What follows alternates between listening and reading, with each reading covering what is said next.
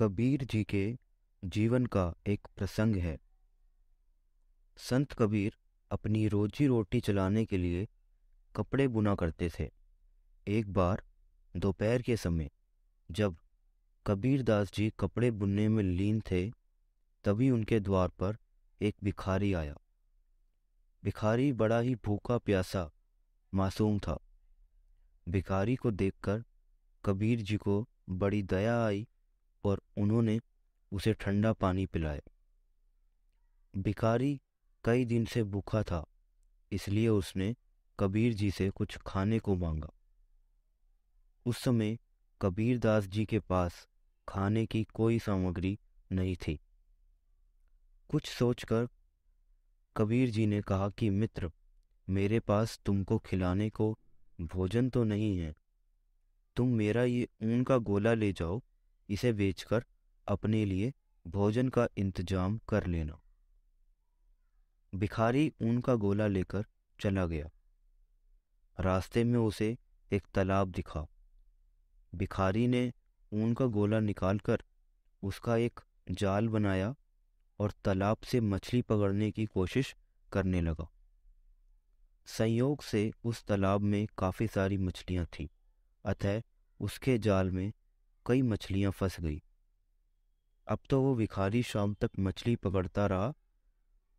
काफी मछली इकट्ठी हो जाने पर उन्हें बाजार में बेच आया।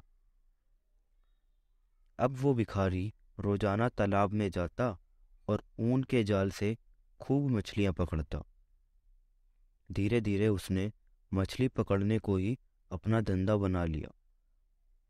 अब वो कई अच्छे किस्म के जाल भी खरीद लाया। ऐसा करते करते एक दिन वो काफी अमीर व्यक्ति बन गया। एक दिन उस भिखारी ने सोचा कि क्यों ना संत कबीर जी से मिलने जाया जाए और उनका धन्यवाद दिया जाए, क्योंकि आज मैं उन्हीं की वजह से अमीर बन पाया हूँ। जब वो भिखारी कबीर जी के पास गया तो अपने साथ सोने चांदी और रत्न लेकर गया। सभी सोना चांदी और रत्न उसने कबीर जी के चरणों में लाकर रख दिए। लेकिन संत कबीर उस भिखारी को पहचान ना पाए। तब उस भिखारी ने सारी पुरानी बातें याद दिलाई कि आपके ऊन के गोले की वजह से आज मैं इतना अमीर हो पाया। उसकी पूरी बात सुनकर संत कबीर जी बड़े दुखी हुए और बोले कि तुमने इतनी सारी मछलियों से उनका जीवन छीनकर पाप किया, और क्योंकि ये सब मेरे कारण हुआ है, इसलिए तुम्हारे आधे पाप का भागीदार मैं भी बन गया।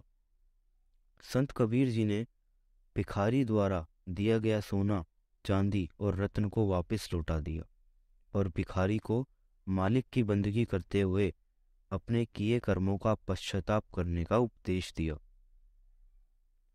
कहने का भाव यह है कि असहाय लोगों की मदद जरूर करें, लेकिन दान सोच समझ कर करें।